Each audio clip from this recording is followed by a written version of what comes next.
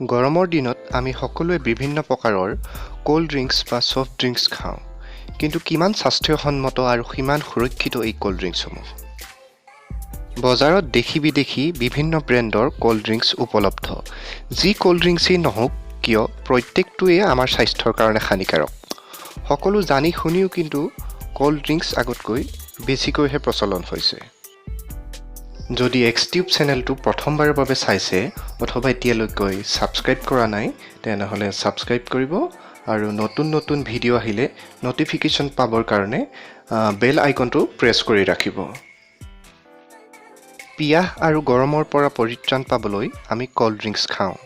কিন্তু cold ড্ৰিংকছত carbonated water, চেনি, হানিকাৰক এচিড আৰু আৰ্টিফিচিয়েল কলাৰ কিছুমান অধিক মাত্ৰাত থাকে, যিয়ে নেকি আমাৰ শৰীৰৰ ঠাণ্ডা কৰাৰ লগতে পেটত অত্যাধিক গেছৰ সৃষ্টি কৰে আৰু শৰীৰত ছুগাৰৰ মাত্ৰা তৎক্ষণাত বঢ়াই দিয়ে। যিসকল লোকে অত্যাধিকভাৱে কোল্ড ড্ৰিংকছ খায় তেওঁলোকে নজনাকৈয়ে শৰীৰত কিছুমান বেমাৰ আজাৰ দেখা দিয়ে।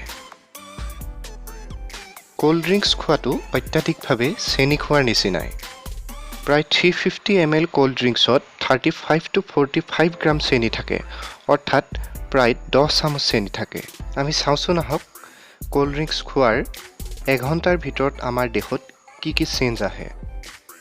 কোল্ড ড্ৰিংকছ খোৱাৰ 5 পৰা 10 মিনিটৰ ভিতৰত আমাৰ দেহে ইমানখিনি চেনি এবজৰ্ব কৰি লয় আৰু দেহত গ্লুক'জৰ পৰিমাণ বঢ়াই দিয়ে। এদিনত শৰীৰত যিমানখিনি গ্লুক'জৰ প্ৰয়োজন হয় সিমানখিনি গ্লুক'জ যেতিয়া একেলগে খাই দিয়া হয় শৰীৰত বিভিন্ন বিসংগতি দেখা দিয়ে। সাধাৰণতে ইমান চেনি মানুহে খাব নোৱাৰে, কাৰণ অধিকাংশ মানুহৰে মিঠা বেছিকৈ খালে সোনকালে পেট ভৰাৰ নিচিনা লাগে আৰু বমিৰ ভাৱ আহে। কিন্তু কোল্ড ড্ৰিংকছত ইমান চেনি থাকিলেও আমাৰ এনেকুৱা অনুভৱ নহয়, কাৰণ কোল্ড ড্ৰিংকছত অত্যাধিক পৰিমাণে ফছফৰিক এচিড থাকে, যি মিঠাৰ পৰিমাণটো যথেষ্ট কমাই দিয়ে। কোল্ড ড্ৰিংকছ খোৱাৰ প্ৰায় 20 মিনিটমানৰ পিছত অত্যাধিক পৰিমাণে ছুগাৰ আমাৰ দেহত বাঢ়িবলৈ ধৰে, যাক ডাইজেষ্ট কৰিবলৈ অধিক পৰিমাণে ইনচুলিনৰ দৰকাৰ হয়। তৎক্ষণাত হোৱা এই প্ৰক্ৰিয়াটো আমাৰ লিভাৰে কণ্ট্ৰল কৰিব নোৱাৰে আৰু মেক্সিমাম ছুগাৰ লিভাৰে ডাইজেষ্ট কৰাৰ সলনি ফেটছ বা চৰ্বিলৈ ৰূপান্তৰিত কৰে। কফি আৰু চাহৰ নিচিনাকৈ কোল্ড ড্ৰিংকছত কেফেইনো থাকে। কোল্ড ড্ৰিংকছ খোৱাৰ 40 মিনিটমানৰ পিছত দেহত কেফেইনখিনি সম্পূৰ্ণভাৱে এবজৰ্ব হয়। এই কেফেইনে শৰীৰৰ আলস্যভাৱ দূৰ কৰে, টোপনি নাইকিয়া কৰে, এলাৰ্টনেছ বৃদ্ধি কৰে, আগতকৈ এক্টিভনেছটো বেছি হয়। ইয়াৰ লগে লগে শৰীৰত ব্লাড প্ৰেছাৰো বাঢ়ি যায়, যাক কণ্ট্ৰল কৰিবলৈ লিভাৰে আৰু বেছিকৈ ছুগাৰ ক্ষৰণ কৰিবলগীয়া হয়। কোল্ড ড্ৰিংকছ খোৱাৰ প্ৰায় 50 মিনিটমানৰ পিছত আমাৰ ব্ৰেইনত ডপামিনৰ মাত্ৰা বাঢ়ি যায়। ডপামিনৰ কাৰণে আমাৰ ব্ৰেইনত সুখ অনুভৱ হয় আৰু ফূৰ্তিৰ অনুভৱ হয়। যেনেকৈ নিচাজাতীয় দ্ৰব্য খালে মনত ফূৰ্তিৰ ভাৱ আহে, ইয়াৰ কাৰণে আমাৰ ব্ৰেইনে এই বস্তুটো বাৰে বাৰে খাবলৈ বিচাৰে আৰু এটা হেবিট ফৰ্ম কৰে। কোল্ড ড্ৰিংকছ খোৱাৰ 60 মিনিটমানৰ পিছত ফছফৰিক এচিডৰ ক্ৰিয়া আৰম্ভ হয়। ফছফৰিক এচিডৰ কাৰণে কেলছিয়াম, জিংক, মেগনেছিয়াম আদি শৰীৰৰ কাৰণে আৱশ্যকীয় মিনাৰেলবোৰ স্মল ইণ্টেষ্টাইনলৈ পঠিয়াই দিয়ে। ইয়াৰ কাৰণে আমাৰ বেছিকৈ প্ৰস্ৰাৱ কৰিব লাগে।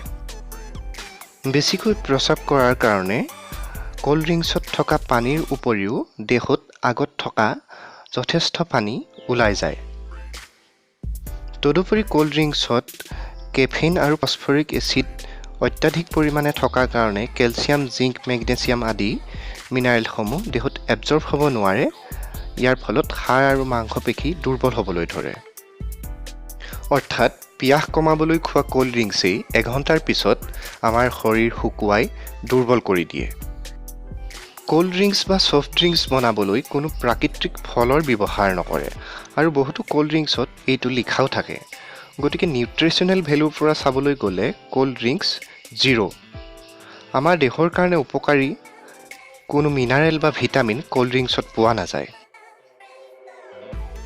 দাঁত আৰু হাড়ৰ দুৰ্বলতা, বিভিন্ন প্ৰকাৰৰ কেঞ্চাৰ, টাইপ 2 ডায়েবেটিছ, পেটৰ আলচাৰ, এচিডিটি, ফেটি লিভাৰ ডিজিজ, হাৰ্ট এটেক আদি ভয়াৱহ ৰোগ কিছুমান অত্যাধিকভাৱে কোল্ড ড্ৰিংকছ পান কৰাৰ ফলত হ'ব পাৰে।